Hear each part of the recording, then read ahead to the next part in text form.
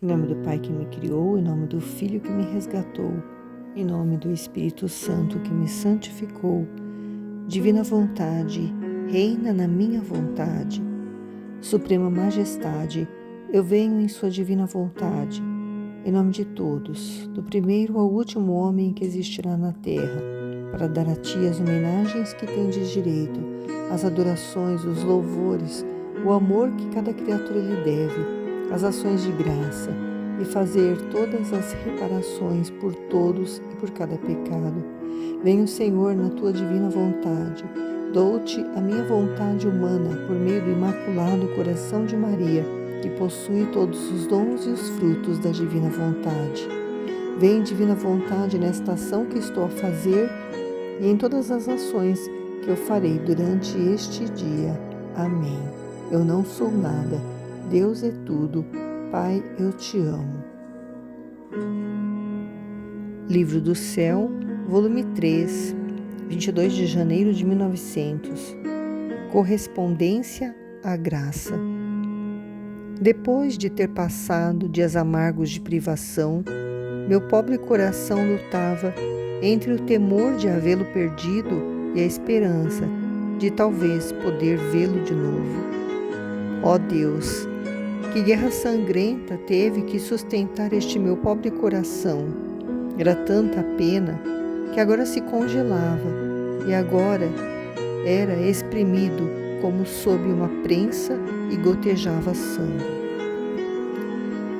Luísa, ela passava esses momentos de privação, que era a ausência de Jesus, dentro dela, e também ela via também Jesus, conversava com ele, a alma dela saía do corpo, ia para lugares onde Jesus levava para mostrar várias situações para que ela, como uma alma vítima, que aceitou sofrer para reparar, para aliviar os sofrimentos de Jesus e até impedir que castigos fossem enviados para a humanidade, ela estava numa luta, O coração dela, sentindo essa privação, lutava entre o medo de haver perdido Jesus e a esperança de poder vê-lo de novo.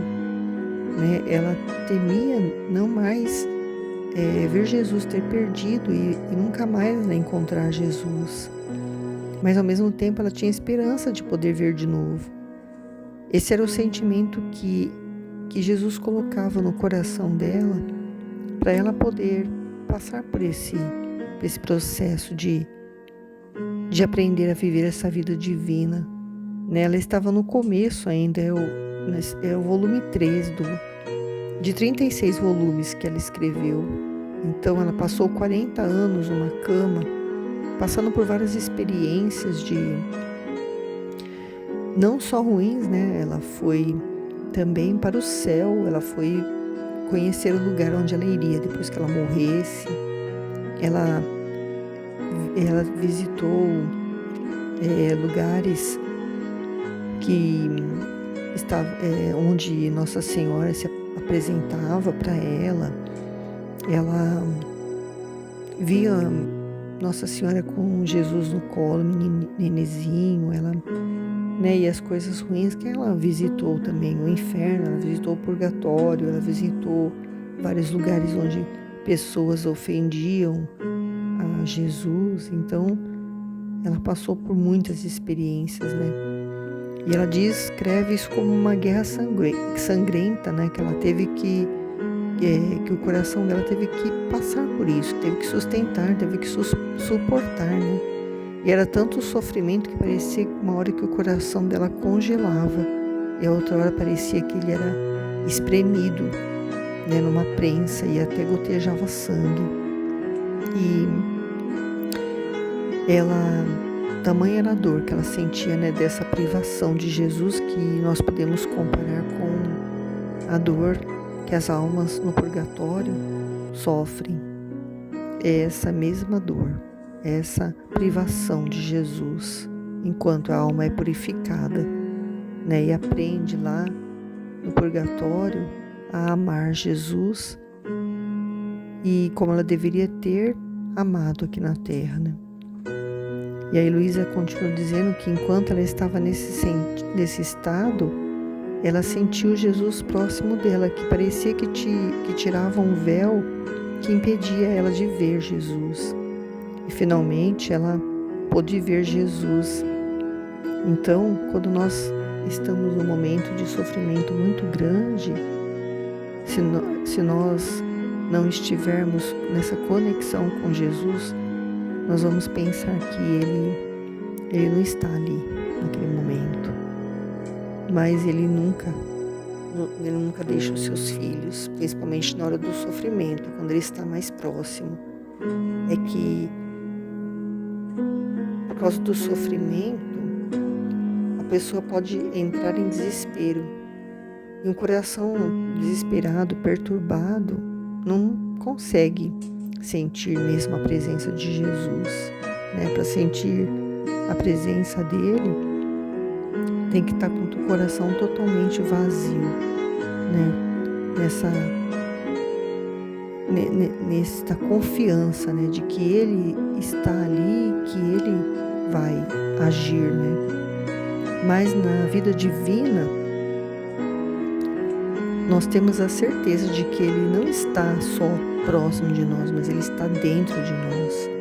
Ele vive a nossa vida, porque nós, ao nos consagrarmos à divina vontade, nós nos esvaziamos e entregamos a nossa vontade para Ele, né? Para que ela, unida com a vontade dEle, possa realizar tudo o que Ele quer realizar na nossa vida, nos resignando, aceitando, sejam elas as coisas boas ou não tão boas, tudo é vontade divina, tudo que nos acontece.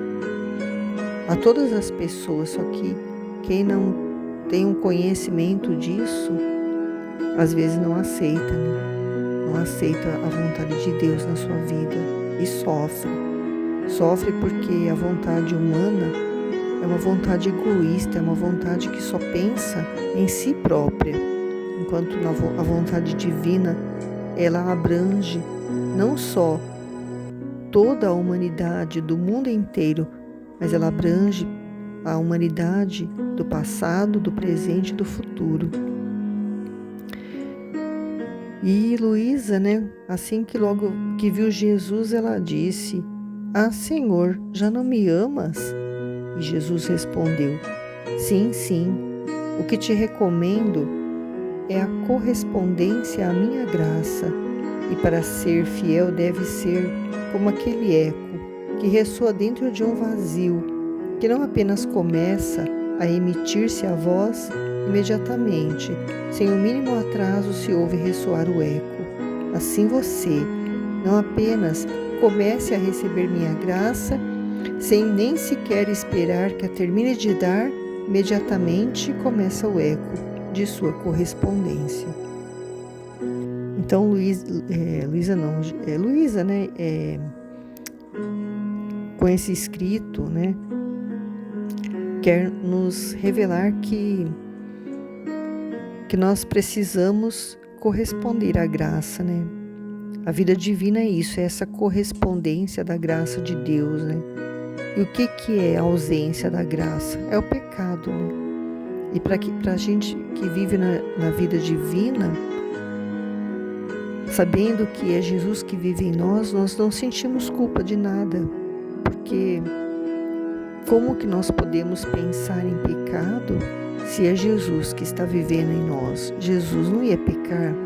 Então nós temos certeza de que nós não pecamos, porque o pecado não é nada mais, nada menos do que ofender a Deus, né? Às vezes não tão gravemente e às vezes muito gravemente, mas é uma ofensa a Deus. Então Jesus, ele quer nos mostrar aqui que ele quer a correspondência à graça dele, né? E para que nós possamos, né, ser fiel a isso, nós temos que ser como um eco, né? Temos que ressoar dentro de um vazio. Como assim? A vontade dele ressoa dentro do vazio do nosso coração, quando nós nos esvaziamos, né? E não, quando ele começa a emitir a voz dele, quer dizer, a vontade dele, nós imediatamente, né, nós começamos a corresponder, né? Assim como uma voz, por exemplo, dentro de uma caverna, aquela caverna que emite ecos, assim que a gente acaba de pronunciar uma palavra, o eco já sai. Então, é uma correspondência imediata, né? Aquilo que nós falamos, o eco. Então, a divina vontade conhecendo a vontade de Deus, nós já correspondemos imediatamente, aceitamos tudo, nos resignamos a qualquer situação, seja ela qual for, porque é a vontade de Deus. Não reclamamos, não murmuramos, não questionamos, apenas aceitamos. Porque assim a gente consegue viver sem perturbar o coração.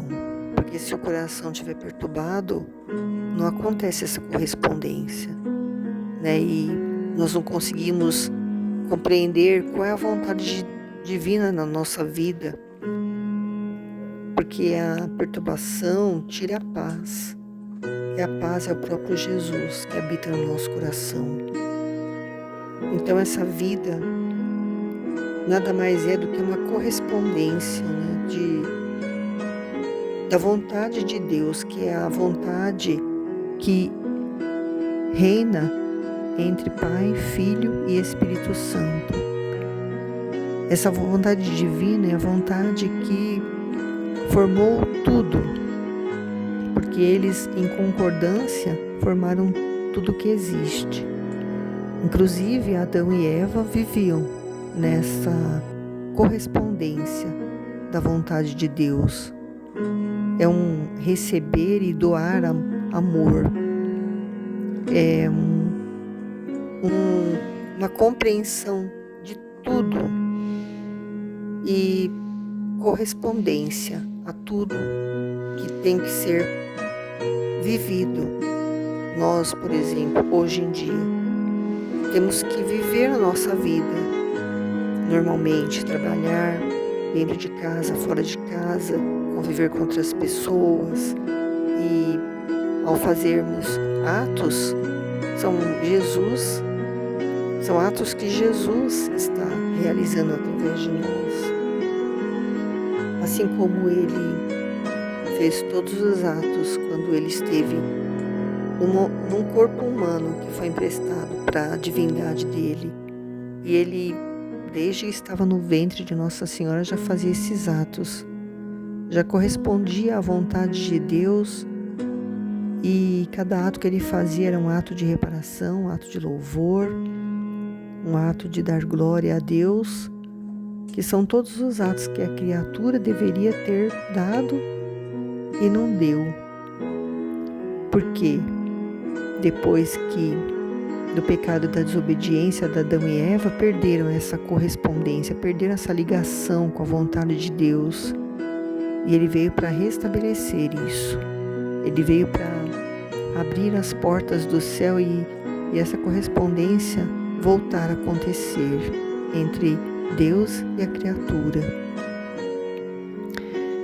E é assim que Luísa nos ensina, né? Nesse trecho que fala sobre a correspondência à graça. E é assim que devemos também viver, né? Correspondendo a essa graça, para que o reino da divina vontade já aconteça aqui dentro de nós, para depois vir a acontecer fora de nós, no reino que vai realmente ser estabelecido aqui na terra, assim como já acontece no céu. Amém.